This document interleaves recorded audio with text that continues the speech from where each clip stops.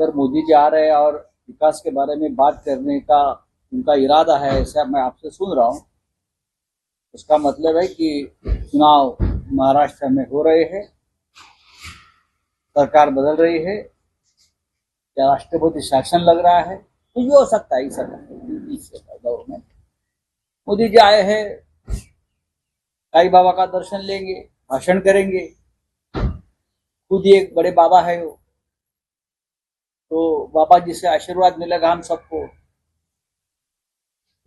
देखेंगे। लेकिन महाराष्ट्र के लिए क्या मिलेगा? देखिए, कल मुख्यमंत्री और उप मुख्यमंत्री भागकर दिल्ली में गए थे, आज प्रधानमंत्री जा रहे हैं।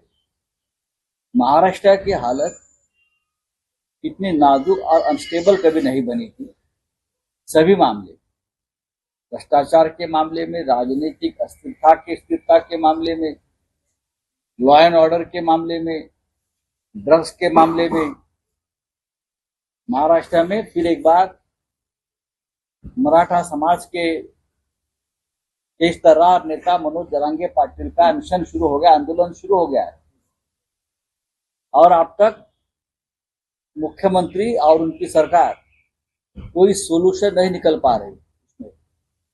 और ये सोल्यूशन सिर्फ प्रधानमंत्री निकाल सकते हैं, केंद्र सरकार निकाल सकती है। हमने ये कहा था कि मनोज जरांगे पाटिल जी को मुख्यमंत्री ने प्रधानमंत्री के सामने बिठाना चाहिए और उनके पास जो सोल्यूशन है उस बारे में चर्चा, लेकिन ये नहीं हो रहा है। अब प्रधानमंत्री आएंगे, भाषण देकर चले जाएंगे। भारतीय जनता पार्टी में आधे से ज्यादा लोग भाषण माफिया है। ये भाषण माफिया से महाराष्ट्र को छुटकारा दिलाना चाहते हैं हम लोग, और इस राज्य को एक स्थिर सरकार देना चाहते हैं। लेकिन अगर प्रधानमंत्री महाराष्ट्र में आ रहे हैं तो महाराष्ट्र में उनको समझना चाहिए एक गैर कानूनी सरकार महाराष्ट्र में जो संविधान के खिलाफ बनी है जाए, और ऐसे सरकार के मंच पर प्रधानमंत्री आएंगे। कौन से कानून के रखवाले हैं, कौन से चौकीदार है जो कानून और संविधान की रखवाली की बात करते हैं? मुख्यमंत्री गैर कानूनी है, सरकार गैर कानूनी है, सब कुछ बेकायदेशीर है, बेईमान है, और मुख्यमंत्री का स्वागत करेंगे ये लोग। किसी को आमंत्रण देने की जरूरत ही नहीं है ना, मोदी जी खुद ही जाएंगे। मोदी प्रधानमंत्री है, वो जाएंगे ही। इतना बड़ा इवेंट कौन छोड़ेगा भाई? राम मंदिर तो होना ही था, हो रहा है। हजारों कर सेवक उसमें शहीद हुए हैं। उस वक्त सभी हिंदुत्ववादी संगठन और पार्टियां शामिल थी। शिवसेना थी, बजरंग दल थी, विश्व हिंदू परिषद थी, रथ यात्रा भी निकाल ली थी अडवाणी साहब ने। तो ये सबका परिणाम है कि राम मंदिर बन रहा है। खून बहाया लोगों ने, जेल में गए, मुकदमे चल रहे हैं अभी भी सभी लोगों पर। तो मोदी जी अब जाएंगे और राम मंदिर की पूजा करेंगे। लेकिन मुझे लगता है कि चुनाव आ रहे हैं, कि चुनाव की तैयारी कुछ नहीं। हम सब भारतीय है।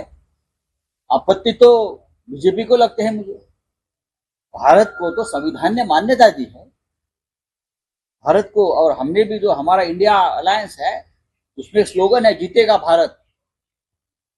इंडिया से भी कोई आपत्ति नहीं है, भारत से भी नहीं है।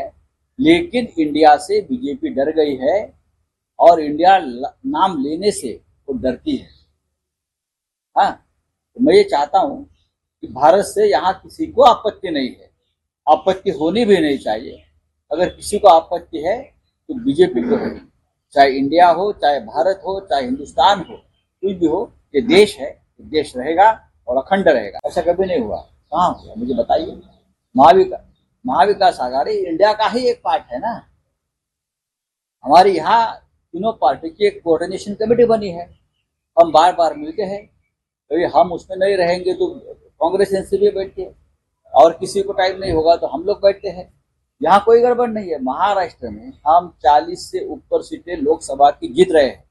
मैं आपको बता रहा हूँ, इसलिए मोदी जी को यहाँ बार बार आना पड़ता है। अगर आप ये वीडियो YouTube पर देख रहे हैं तो हमारे चैनल को सब्सक्राइब करें और बेल आइकन को दबाना ना भूलें। अगर आप Facebook पर ये वीडियो देख रहे हैं तो हमारे पेज को लाइक करें।